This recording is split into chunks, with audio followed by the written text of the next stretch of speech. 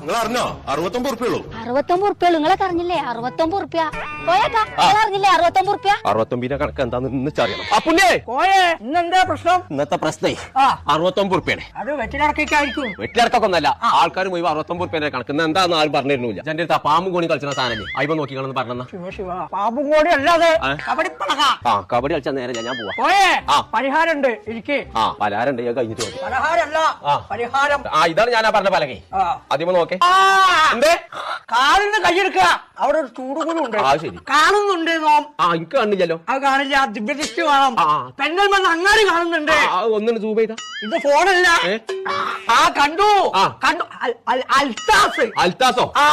അതിന്റെ മാരുവാനാണ്. ഓനൊരു 69 ഉറുപ്പ് എടുക്കാണ്ട്. അതാണ് ഇപ്പൊ നാട്ടുകാരോട് മുഴുവൻ പറഞ്ഞുകൊണ്ട് നടക്കുന്നത്. അല്ല അതുമല്ലേ കോയെ അത്യാസ്. അയ്യോ കോയെ ഒരു 69 രൂപ ഉണ്ടെങ്കിൽ കാട്ടുക.